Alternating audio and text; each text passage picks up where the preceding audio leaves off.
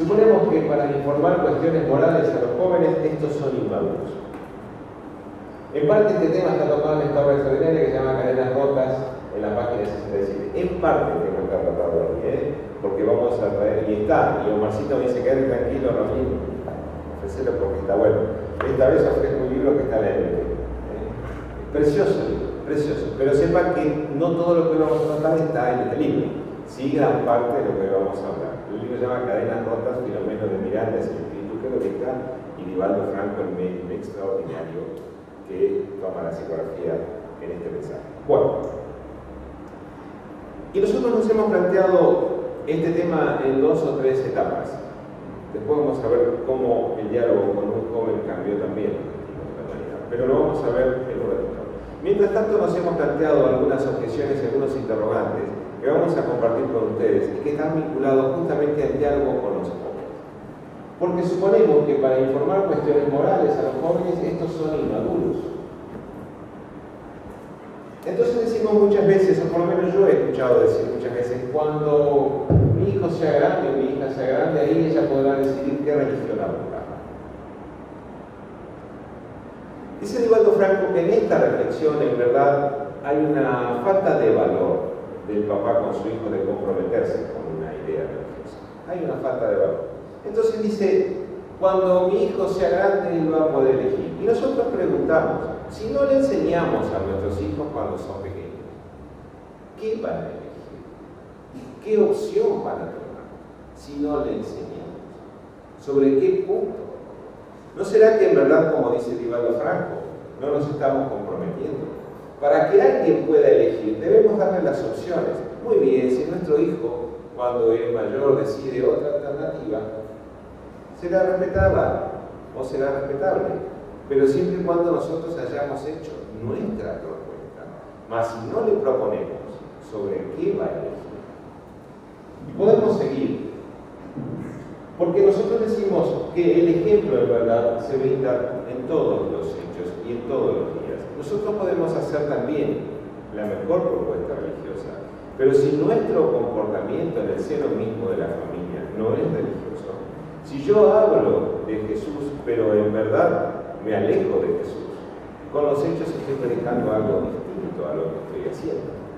Entonces tampoco eso es aconsejable y en todo caso recomendable al momento de hablar con nuestros hijos, que debemos plantearnos si para hablar de cuestiones morales de verdad son inmaduros o la inmadurez muchas veces está dada en los adultos. Suponemos que los grandes delincuentes o perversos tuvieron educación religiosa. Cuando nosotros vemos estos grandes crímenes que suceden o estos grandes seres que se han hecho tristemente célebres por los crímenes cometidos, podemos imaginar que en la intimidad de ese ser pudo haber existido educación religiosa. ¿Nos hemos preguntado esto alguna vez? Este fulano o esta fulana que fueron capaces de cometer tamaños crímenes a la humanidad, tamaños crímenes, ¿tuvieron de jóvenes educación religiosa? ¿No será que les faltó? ¿No será que la educación que tuvieron fue una educación marcadamente materialista y hoy los lleva a cometer esos crímenes? ¿Podrá ser que la base de esos criminales tan abyectos que nosotros vemos y que muchas veces criticamos, la base de su educación fue una educación marcadamente materialista? ¿Nos hemos puesto a pensar? O en todo caso, que no han recibido educación religiosa. Sería buenísimo, ¿no?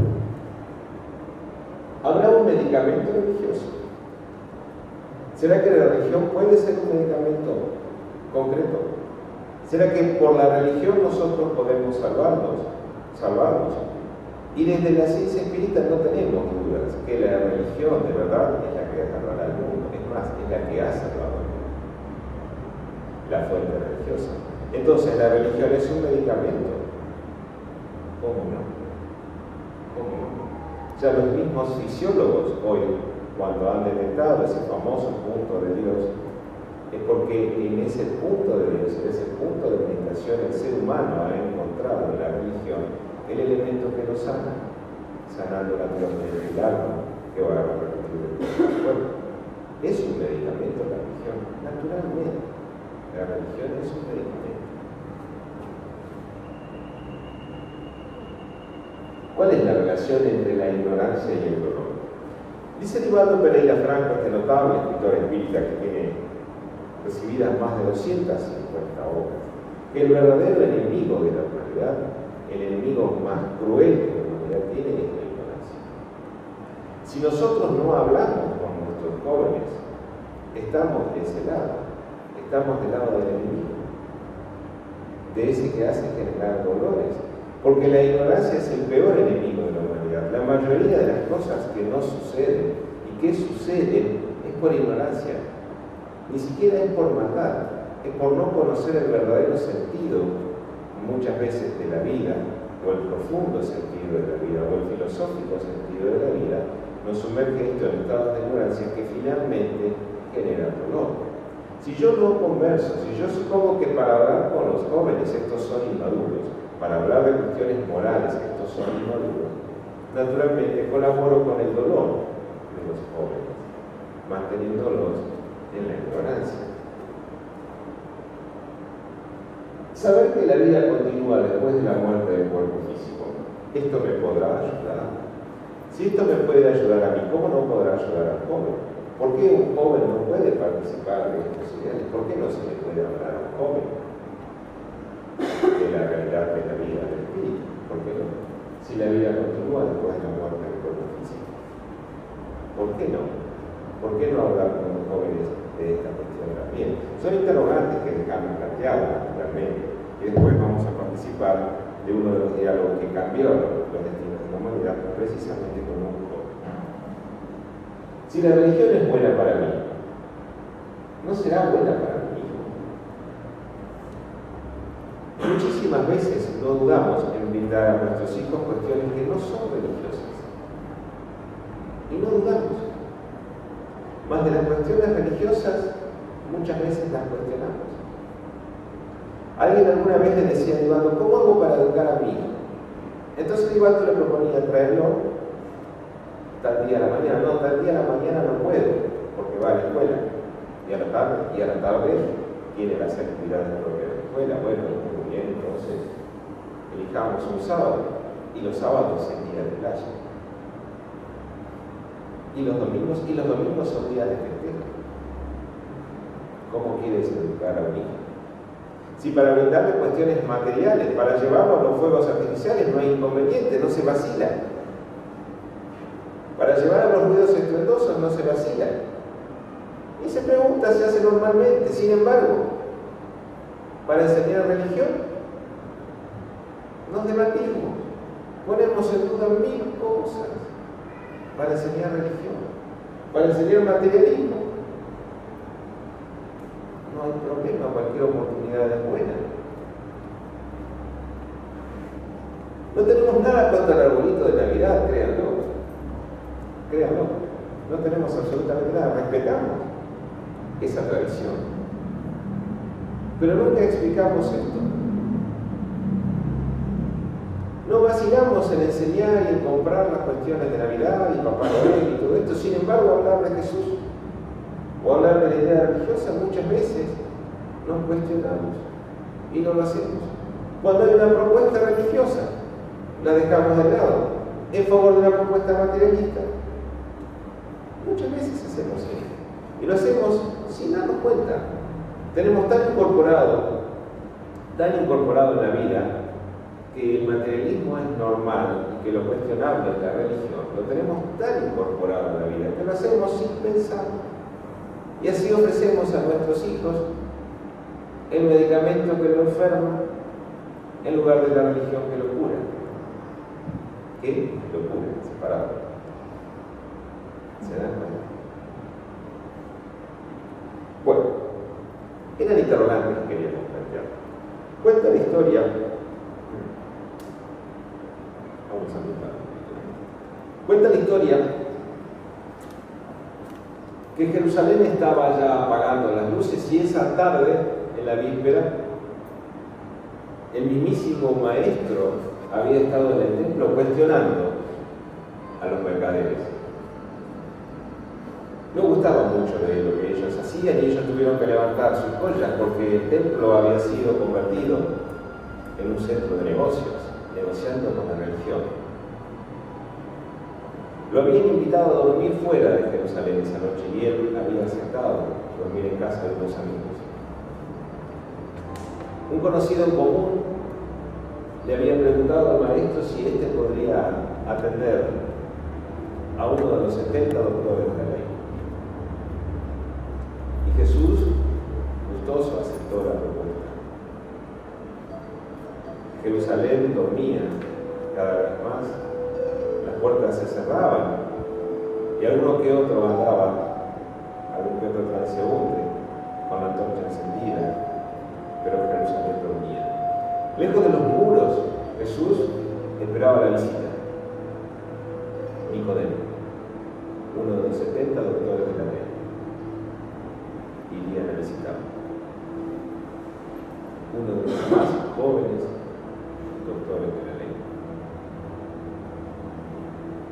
El amigo en común lo llevó hasta la casa donde se esperaba esa noche el rabí, para que Nicodemo pudiera hablar con él. Nicodemo era un doctor de la ley, fariseo, un conocedor con mucho poder además, un joven muy inteligente, con mucho poder, jefe, integrante de esta corte del Sanedrín, que decidían cuestiones trascendentes en la cuna del cristianismo, lo que más tarde fue. Y el momento llegó y Nicodemo, temblando de nervios, llegó a la reunión donde Jesús lo estaba esperando. Se estremeció al verlo. No podía creer que el mismísimo rabí estuviera ahí delante de él. ¿En qué puedo ayudarte?, preguntó Jesús.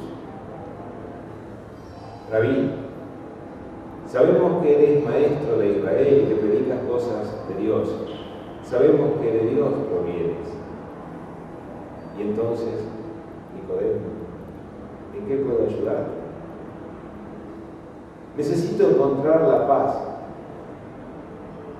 esa sublime paz que no encuentro, esa sublime paz que me conduzca al reino de los cielos. ¿Cómo haré para encontrar el reino de los cielos? En verdad te digo que no podrán ver el reino de los cielos aquellos que no nacieron de nuevo. Y sigue después la explicación, porque Nicodemo no entendía del todo cómo era esto de nacer de nuevo, siendo adulto. Jesús le explica que lo que es de agua, agua es, lo que es de espíritu, espíritu es, que el espíritu, así como el viento, sabemos que nace pero no donde, ni tampoco donde concluye. Inaugurando con este diálogo extraordinario la doctrina de las vidas sucesivas, hablando precisamente Jesús con un joven. Miren qué notable, uno de los doctores de la ley más jóvenes de los 70 integrantes del Sanedrín, tiene este diálogo con el mismísimo Jesús, y él, el maestro, inaugura la doctrina de las vidas sucesivas, denominada más tarde como reencarnación, y hoy nosotros conocemos. Hablar con los jóvenes de cuestiones morales, mis amigos, es una obligación de todos los adultos. Todos nosotros tenemos la obligación. La inmadurez no está en ellos. Y si eso nos pasa, debemos replantear nuestra propia madurez. Para finalizar, yo quería compartir con ustedes una historia que me pareció encantadora. Porque en una mesa muy humilde, la abuela, la mamá y algunos de sus nietos e hijos se reunían alrededor de una vela que apenas alumbraba. Esa noche, como todas las semanas, estarían rezando, orando a su forma. Una de las niñas más pequeñas, en el momento en que su abuela estaba orando, entró en estado de éxtasis, en estado de meditación profunda. Y empezó un recorrido propio con una carta en su mano. y se propuso encontrar a Jesús ese día con una carta en su mano. Caminó mientras su abuela oraba y llegó a las puertas de la casa de Jesús. Y Jesús la atendió. Y la pequeña entregó la carta en manos porque sabía que de esta manera él la iría a leer. Ella sabía que Jesús tenía para los niños un lugar privilegiado, que de verdad para llegar a él no ser niño alcanzaba. Y ella era una niña. En la carta le decía: maestro, mi hermanito, el más chiquito, no habla porque no escucha. Si vos fueras capaz de curarlo, seguramente él escucharía y además hablaría. ¿Sabes? Es diferente. Yo solamente quiero pedirte que lo cures. Es posible. Deja la carta y vuelve a la silla de meditación. Esa noche todos duermen y a la mañana siguiente Ezequiel, el hermanito menor, despierta llorando. Confundida la mamá lo abraza al niño porque no entiende. ¿Por qué, a diferencia de todas las veces anteriores, esta vez Ezequiel despertó llorando? La niña a la distancia observaba, mirando y pensaba: ¿será que hoy la habrá escuchado? ¿Será que Ezequiel se habrá curado? Los interrogantes la abrumaban y una voz en lo íntimo, esa misma voz que recibió su carta: tranquila, tranquila.